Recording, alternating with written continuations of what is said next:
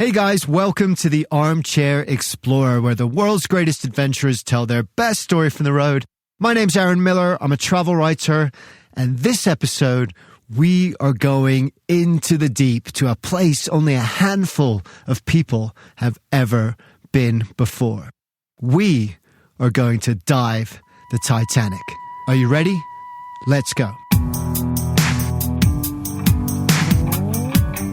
Taking us on this adventure is deep-sea explorer Rory Golden. Rory's had a fascinating life. He started out in the music industry. He was actually the MD of Virgin Records Ireland, working with artists like Van Morrison, the Chemical Brothers, and even, as we'll see later in this story, his favourite, the legendary Monty Python. But after 25 years at the top of the charts, he gave up rock and roll to pursue his true passion at the bottom of the ocean. Rory is a diving James Bond. He's dived all over the world, from archaeological wreck explorations to hardcore commercial ultra deep sea dives. He has his own dive shop now too, so if you find yourself in the Dublin area and fancy going to explore some of Ireland's underwater scenery, make sure to look him up. Flagship Scuba is the name and the website is flagship.ie. But the adventure he's going to take us on today is the dive of his life, the dive of anyone's life. He's going to take us to 12,600 feet below the waves, to a place so deep that light has never reached, to a place that could crush you in an instant with the intense pressure down there. The deep oceans are the last true frontier of our blue planet, and he's going to take us to its most famous and tragic site. And perhaps you can one day too. So I want to give a big shout out to OceanGate Expeditions, who put me in touch with Rory. I've written about them in the past. They're a really cool, revolutionary company who specialize in taking ordinary people on extraordinary deep sea expeditions. You can actually join these expeditions as a mission specialist and assist with the science being done down there, while at the same time having an absolutely crazy once-in-a-lifetime adventure. It's not cheap, of course, but if you love the ocean, you love science, you love the idea of exploring a part of our world, the deep ocean, that is still largely unmapped and unknown, then it might also be the greatest adventure of your life. Check them out at oceangateexpeditions.com, and thanks again to them for connecting me with Rory and helping to make this episode happen. So we're just about to set off into the deep. But before we do, remember, if you're enjoying the show, please help support it by spreading the word. Leave a review, tell a friend, connect on social media, follow on Apple, Spotify, Stitcher, or wherever you get your shows. The social media is at Armchair Explorer Podcast across Instagram and Facebook. I post lots of background photos and more from each episode, as well as some of my own travel photography. And I'd also love it if you would sign up to the newsletter at armchair-explorer.com, where you can also book trips inspired by the show. I've set up an adventure travel agency to help you plan and book your next epic adventure. So let's make that dream trip come true. But don't worry about that right now, because I want you to imagine something. We live on a blue planet. 70% of the Earth's surface is water, but we know almost nothing about what's beneath it. We have seen further into the stars and galaxies above us than the blue universe below. In a shrinking world where those blank spaces on the map have all but been filled in, the oceans, the deep ocean, is one of the last great unexplored mysteries on the planet. And that is where we're going. But first, let's hear how Rory fell in love with the deep sea. Like many people of my generation, I grew up in the whole era of Jacques Cousteau. Jacques Cousteau, with Gagnon, his business partner, developed the aqualung, which made diving open to the masses. That whole area of the underwater world, or the silent world as he called it, was something that drew me to it. I just never forget the first time that I got into the water, sank in the shallow end, and started to breathe underwater. And I sat there, smiling my face off, thinking this is it. I've been through the whole circle of what diving is all about. Adrenaline rushed, testosterone-driven young men who want to dive deep and dive long and wrecks and plunder and all that. Now I love just chilling on a reef. I can hang on a reef in shallow water for an hour and just watching everything drift by and watch nature up close. Jacques Cousteau was a pioneer, not just for his diving and groundbreaking filmmaking, but also for marine conservation. He brought the eyes of the world, for the first time really, to the ocean deep and showed us its beauty, but also its fragility and vulnerability. He called it the silent world, and it is. When you put on that regulator and sink beneath the waves, the world above disappears. You float weightless and without sound, no talking, no human chatter, just breath, your breath, in, out. It's like meditation. And the first time that happens, the first time you actually breathe underwater and enter that alien world, that silent world where we're not supposed to be, is magic. And all of us, just like Rory, smile our face off and think, this is it. The sea, once it casts its spell, Cousteau said, holds one in its net of wonder forever. And it certainly did that with Rory. He started out diving reefs and local spots around the coast of Ireland. He became a commercial diver and worked on the rigs offshore. He dived wrecks all over the world, recovering artifacts once thought lost to sea. He even worked on a project that recovered the Saturn F1 rockets that powered the Apollo moon landing, which is an incredible piece of history that was thought to have been lost forever. But then, out of the blue, someone offered him the dive of his life, the chance he'd been dreaming about since he watched those Cousteau movies as a kid. He was offered the chance to dive the Titanic. It was the biggest tragedy of its time. The whole story of the Titanic just captures the imagination of the people because of all those dramas that were going on, all those mini-dramas, the multi-dramas, the whole story of a brand new ship lost on its maiden voyage, the lack of safety equipment on board, the extraordinary calm conditions on the night that brought about the tragedy, and the fact that it was so deep, the fact that it was unknown what condition it was in. So many things happened as a result of it. So many things made the story. The Titanic set sail from Southampton, England on April 10th, 1912, stopping at Cherbourg, France in Queenstown, Ireland, now called Cove, before setting out across the Atlantic for New York. There were more than 2,200 people on board, 900 of which were crew. It was supposed to be unsinkable, the largest and safest ship ever built. But there were bad omens from the start. As she set sail, a fire actually broke out in one of the bunkers. They managed to put it out and they decided to keep going. This was a huge deal after all. More than 100,000 people attended the launch. Then she nearly collided with another ocean liner when she was trying to leave the docks. But they kept going, and it wasn't until 4 days later that disaster struck. It was a perfectly calm, still, moonless night. The sort of night where there just seemed to be no danger at all. Then, at 11:30 p.m., the lookout saw an iceberg ahead and sounded the warning. The engines were reversed, the captain steered away, and the iceberg was actually narrowly missed, just scraping the side of the boat lightly. Or so they thought. Unbeknownst to them, beneath that harmless scraping, a jagged knife of ice had cut a 300-foot gash into the ship's hull beneath the waterline. Ocean water started spilling into the holes. The ship pitched downward, taking on more water rapidly. The captain decided to order the evacuation. There was just one problem. There weren't enough lifeboats. Of the more than 2,000 souls on board, there were only 16 lifeboats. Can you imagine that? Looking down into that dark ocean, that freezing water, watching the ship keel and sink, knowing that only a fraction of you would be saved. And perhaps the worst thing of all was that the chance you had of being saved depended on what class you were. 61% of first-class passengers survived, but only 24% of third-class passengers made it through the night.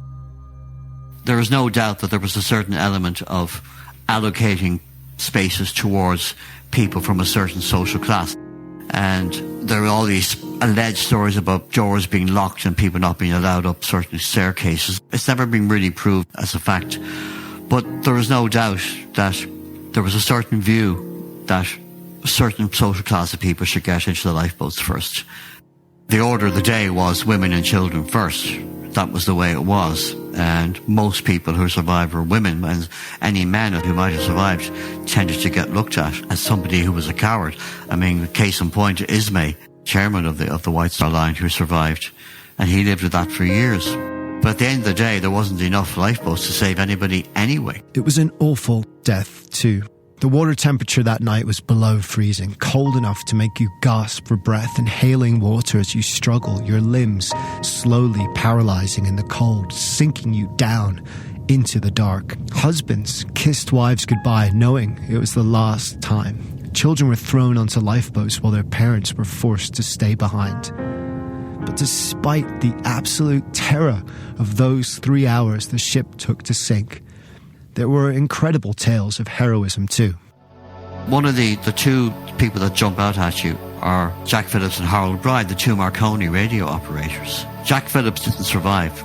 He had only turned 25 a few days beforehand. They were employed by the Marconi radio company to pick and send messages that people paid for. And the transmitter had broken down, and he broke company rules by spending hours getting that to work again. If Jack Phillips hadn't fixed that radio, the ship might have disappeared without anybody really knowing what happened to it for days later. He stayed with the ship in the radio room to the very end. I mean, there was water lapping around their feet, and Harold Bride got off the ship, but Jack Phillips actually died. Now, there's two heroes. If those guys hadn't done what they had did, who knows if the Carpathia wouldn't have picked up the message. It was 60 miles away. That's one example. That's well known, but it doesn't get, I think, told enough. And by diving the Titanic and telling these stories, Rory is helping to honour those sacrifices, to give back life in some small way to the people who lost theirs that night in the cold, dark waters of the North Atlantic. But first he had to get there. He got the call, he was asked to join an archaeological expedition to recover artefacts from the site, flew to Halifax in Newfoundland, jumped on board the research vessel the Caldiche, which had 2 Mir submersibles. They sailed 375 miles into the North Atlantic and dropped anchor for 6 weeks of underwater exploration. But what's really incredible is that Rory was never meant to dive at all. My initial role with a colleague of mine, friend Sean, we were originally tasked with assisting in the recovery of artefacts as they came back from the bottom, taking them out of the baskets, helping log them, washing them down. So many objects came up over that. I think it was 800 objects over that 6-week period, including very small things to very big things. A whole myriad of stuff came up. We went through many experiences and feelings about things, because when you found personal belongings, it brought home the tragedy to you. Cases full of people's clothes, neatly folded still, that were still preserved because of the leather, the tannin in the leather that kept preserved. But then we found a bag, an alligator bag, and inside was a ticket allocated to Marion Meanwell. And Marion Meanwell was a lady in her 60s going over to America to look after her daughter's children, because I think her husband had died. Marion Meanwell's ticket had another ship's name struck out and Titanic handwritten beside it. She had been transferred from another White Star Line ship because there had been a coal strike in England, and the coal strike had stopped a lot of ships sailing. And to ensure Titanic sailed on time, they allocated the coal from other White Star Line ships to Titanic and transferred passengers onto the Titanic. She was never meant to sail the Titanic, and she didn't survive. She had a quirk of fate that twisted her the wrong way. So that story was tragic. Then there's the story of Margaret Rice from Ireland, who had emigrated to America, had married another Irish man. They had 5 boys. He died in an accident, a railway accident. She came back to Ireland to start a new life. Maybe she decided after a year she would go back to America. She died. All her children died. Only her body was found. I've actually been to her grave in Halifax. None of her 5 boys were found. So again, you have those stories. So all the stories about the extraordinary stories of the ordinary people on board the Titanic, because we all hear about the famous people, the Strausses, the Astors, you know, all the rich and famous who were travelling first class. But there were all the other people who were going across the Atlantic looking for new lives. Remember, most transatlantic trade back then were for people travelling looking for a new life, to emigrate to places like the Far East, Middle East, Europe, the Nordic countries, France, of course, and Ireland. And they, you know, they were the ones that made up the bulk of the passengers on board. They are the stories that captures people's imagination. There's something really powerful about those stories, because when you hear the numbers, 1,500 people died, and about 3/4 of the people on board, they're just numbers. But when you hear the stories, the individual stories of people like Marion and Margaret, it really brings it home. They were traveling to a new life in the new world. They were only a few hundred miles from the coast. They'd arrive the next day. And perhaps that's why it sticks in our imagination, why it's still the most famous shipwreck of all time. There have been countless other maritime disasters before and since, wrecks where thousands of people died. But the Titanic is different, because at the moment of their greatest hope came their greatest tragedy. So it was strange for Rory sifting through those stories, those personal belongings that turned big numbers into individual, real people with lives and families and plans and dreams. It was hard, but he also found something that was kind of amazing too. A story that I always recall and retell, and it never gets tiring with age, was the incredible night that David Walker and Mike Harris, who was the expedition leader on that trip, on their dive, they all had picked up a small little bag about this size. And when it was brought up to the laboratory, I was down at the sub still clearing, looking for small things. I was getting these amazing smells. And Sean came down and says, "You need to come up to the laboratory." I said, "John, I have a smell here. This is amazing. This is like perfumes." He's like, "Come up to the laboratory." And they had opened up this little pouch, and inside were these files. And the files were like bullet cases. And inside them were glass files with stoppers. And on them were labels, Adolf Salfeld, Manchester. And in them was a liquid. Now, these had been down nearly 4,000 metres, 2.5 miles, a pressure of 6,000 pounds a square inch. They should have been crushed by the pressure. We opened up these stoppers, and all these wonderful smells of aromas and perfumes, of flowers, drifted all around the laboratory. We had been bringing up stuff that had all smells of decay and death and slime and mud, and we had to wash everything up. And then we opened up these bottles, and all these wonderful smells brought us back to life. It was as if the ship had come back to life. Something had survived. At that graveyard, more than 12,000 feet deep at the bottom of the ocean, something was alive, something beautiful. It was only a scent, ephemeral, something that wouldn't last. But for that moment, that one moment, the ship came back to life. He thought that was as close as he would come to the Titanic. But he had a little something up his sleeve that might just be his ticket down. There's a man called Michael Martin, and he created a walking trail in Cove, which is Titanic's last port of call, Queenstown as it was, called the Titanic Trail. Queenstown was the major emigration point for people leaving Ireland to go to America. So literally hundreds of thousands of people passed through Cove over centuries. And Michael decided to create this walking trail in Cove about the whole history of Cove. And when the expedition was announced and I was told I was going, I contacted Martin and I said, "I think something should come from Ireland to go on the Titanic." And he went, "Leave it with me." And he organised a bronze plaque within less than 48 hours. And I brought it with me, brought it on the ship, and I showed the Americans. I said, "We've brought this from Ireland. We want this to go on the wreck." I didn't say, "I want to put this on the wreck." And it was left at that. And that eventually became my ticket to dive into the Titanic, because Mike Harris, the expedition leader, said, "Rory, you're going to dive in 2 days' time." And I said, "Thank you, Mike." I said, "This is amazing for me." And he said, "You didn't think I was going to send an American down with a plaque from Ireland that you brought with you, Rory?" And I said, "I didn't really think you would." So that plaque became my ticket. I think that's one of the coolest things about this story. He wasn't just going to see it, or even just to recover some of the historical artifacts, though that was the overarching mission. He was going on behalf of the people of Ireland, the Titanic's last port of call, to honour those who hadn't made it, to leave a plaque at their grave. He had his ticket, and what a ticket that was. Well, the first thing, if they know you're going to have a dive, and I learned this all afterwards, the Russians say to you a few days ago, oh, you want to come and have a look inside the sub? Oh, thank you very much, yeah. And they bring you in, and you're in there, and you're in this small environment, and they're watching you. They're watching your body language. Because you see the length of my arms here? That's about the width inside a 3-person sub. So if anybody freaks out, there's nowhere to go. And freaking out, by the way, is the correct response to being trapped in a metal container the size of a port-a-loo with 3 other blokes 12,000 feet beneath the ocean in complete blackness with enough pressure outside to crush you into jelly. Not that you could escape anyway.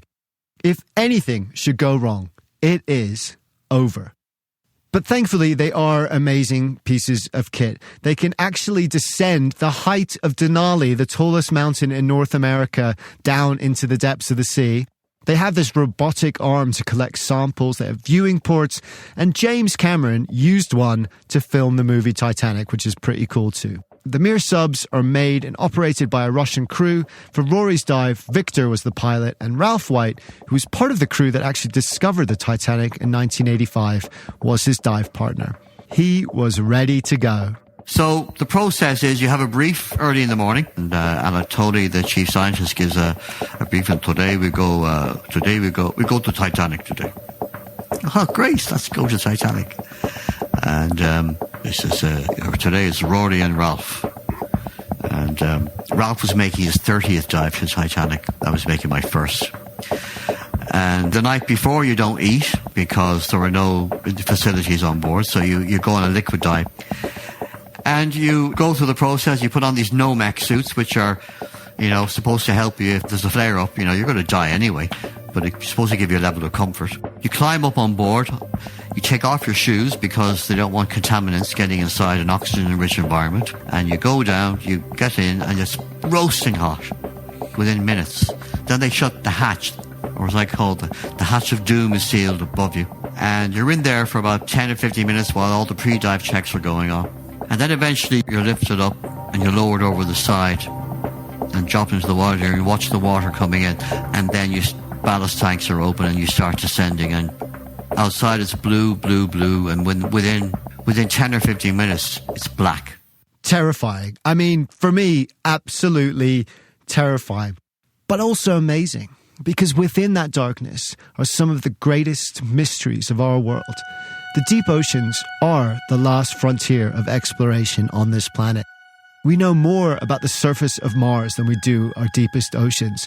70% of our planet is ocean, yet only 5% of it has been explored. There are creatures down there, thousands of them, that no one knows even exist. And they are so different to us, living in a world of extreme pressure with no light, where light cannot even penetrate, that these creatures are as alien to us as any little green man that may or may not one day appear from the sky. You're looking out through the windows, and every now and then Victor the pilot, he would put on the lights and you see all these amazing things out there, and then other times you're seeing all these bioluminescent creatures of the deep flitting past the window, and you're buzzing because everything is such a special experience. And at about 1,000 meters, I decided I had to mark the occasion. Ralph was dozing on his bunk, and I actually got my CD player and stuck on my favourite song, which is Always Look on the Bright Side of Life. You know the song, Monty Python, Life of Brian, absolute classic. I'm not going to burst anyone's eardrums by attempting to sing it, and sadly they wanted to charge me a fortune to play it to you, so you'll just have to hum it to yourself or check out the website. I'll link to it. Needless to say, it is not only the most bizarre soundtrack to a deep water expedition you could possibly imagine, it's also jinxing it a little bit, don't you think? I mean, on the way down to the Titanic of all places, look on the bright side of life. But that is Rory, and I love that about him. He's just having a laugh. And it worked, because about an hour later, they had reached their destination. Eventually then, after about 2 hours, 15 minutes, Victor starts engaging with the surface again. Noises are going on, lights go on outside. And the only way we know how deep we're going is there's a digital depth gauge which is counting off the depths all the time. And so we're at, 3,500, 3,600, and you can literally feel yourself slowing down. And eventually we just touched down gently on the bottom of the ocean. And then looked out through the porthole, and all I could see was just nothing, just a blank, desolate terrain. And after a few minutes, Victor got his bearings checked. We started to lift off, and I'm glued to the port at this stage. And then I started to see little things sticking up out of the seabed. Then I saw a starfish, and that gave me a huge buzz, because I realized there was life in what was going to be the site of a great tragedy. And then we saw more, plants and things growing up, and then eventually started to see wreckage, bits of wreckage around the place. And this was in the day when the mirrors just had a sonar pinging, and the pinging got louder and louder and quicker. And eventually we saw this mud bank in front of us, and he just bumped into it gently. And all the silt came around the windows. And the next thing, he starts rising up. And just there in front of me, I just saw a steel wall. And then I saw rivets. And then more rivets. And then the sub rises up and up and up. And then I saw a porthole. And then a railing. And then we're looking down on the bow of the ship at the bridge area. And that was the moment. As the wall rises, you get this tingling, and then as you come up and the lights shine on the wreck, there is the bow of the Titanic, the hatches, the bridge area, and you realize you are now at the site of the world's most famous shipwreck, and you have all these feelings of exhilaration, at the same time sadness. You join a very unique club of people who have actually physically been there. It's one thing to see the Titanic on a documentary or on a book, but to actually be only a few feet away, separated by a 12-inch port window at 6,000 pounds of pressure, that in an instant could kill you if anything went wrong, just brings the whole thing home to you. The fact that only a few hundred people have been to that depth of the ocean makes you realize how unique and privileged it is to be at that depth. And then you think about a ship that was sailing on its first crossing of the Atlantic that never made it across, and then all those people who were also seeking a new start in life, who never made it either. So you just go through all this amazing awness of what you're seeing in front of you. And then it's down to business. We were tasked with jobs to look for certain objects that were on a tick list, and we recovered a ship's base telegraph, some lights, fittings, and at this stage it was 7 hours since we'd arrived in the bottom. So we were 9 hours into the dive, and where the hell did that time go? And so Victor made one last sweep around the bow area and went along the officer's deck and said, let's have one last look. And there, about 20 meters away from the ship's bridge area, I saw a semicircular plate shape sticking out of a pile of debris. And Ralph was looking at the cameras, I was looking through the windows, and I said, do you see what I see? And he went, yep, because both of us realized what we were looking at. When the robotic arm picked up this object, it was the remains of the main ship's wheel. And after we had done our couple of hours, we went up to the bridge area, approached the bridge area where the telemotor is, and the plaque was lifted out and placed right beside that spot. And it was left there from the people of Cove, Queenstown, and the people of Ireland to commemorate all those who lost their lives. So that was quite a significant moment and something special. The plaque reads, commemorating all those lost on RMS Titanic from the people of Cove, Queenstown and Ireland. May God give them eternal peace. He laid it for the people of Ireland. He laid it for all those who gave up their seats on the lifeboats. He laid it for Marion Meanwell and Margaret Rice, for Jack Phillips and Harold Bride. He did it for all those whose hopes and dreams were dashed on the brink of a new world. And despite all the findings in archaeology and history that expedition discovered, laying that plaque was perhaps the most important moment of all. But the surface was calling, and soon it was time to leave. And he was sad because it had been his life's dream and he wouldn't ever get the chance to see it again. Or so he thought. Because this year he's going back. OceanGate, that deep-sea adventure company I told you about, has hired him to take the next round of underwater explorers to Titanic. And it's going to be quite a ride. There is no doubt in my mind that people who are going on this expedition will experience the same feelings that I had when I first saw the Titanic. You can't have those sensations looking at something from a distance on a TV screen or a cinema. To actually be present is something that will live with that person for the rest of their lives. It certainly has done in my case. What they're going to see is something special, and not just a shipwreck site. You're going to see the deep ocean. You're going to see new forms of life. You're going to see extraordinary things. Be prepared for an emotional roller coaster. Underwater exploration in the deep oceans is highly important. Without the exploitation, I use this merging of words in some of my presentations, exploration but not exploitation, because there's all this talk about deep ocean mining for natural nodules of manganese and all that type of thing, and that could just rip apart the whole ocean seabed and the whole ecosystems that are down there. It's a worrying time. It's an exciting time because more and more technology has been developed for undersea exploration. The oceans are important, not just to me, but to mankind. We depend on the oceans for many, many things, not just as a source of food, which is overexploited, but because it's a carbon sink and because it gives us oxygen.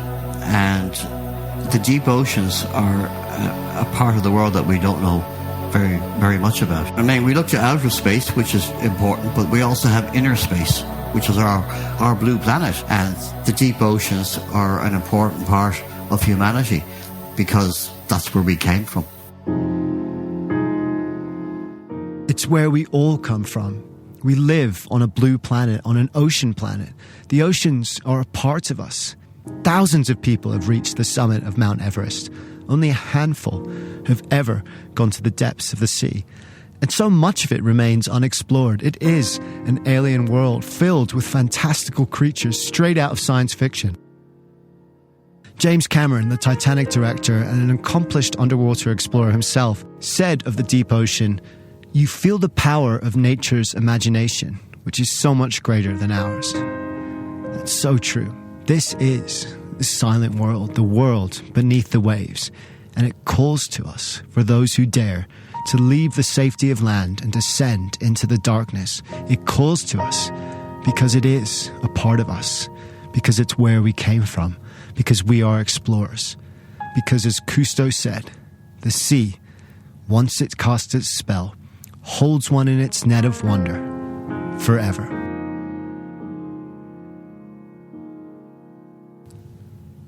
Thank you, Rory. Thank you for taking us on this incredible underwater expedition to the Titanic, the world's most famous shipwreck. Thank you also again to OceanGate for connecting me.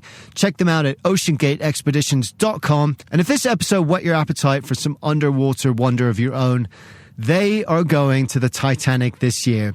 It's not cheap, of course. Going to the bottom of the ocean is unsurprisingly very expensive and probably not the sort of thing you should do on the cheap anyway. But it might just be the adventure of your life. And finally, as always, a special thank you to you guys. Thank you for listening.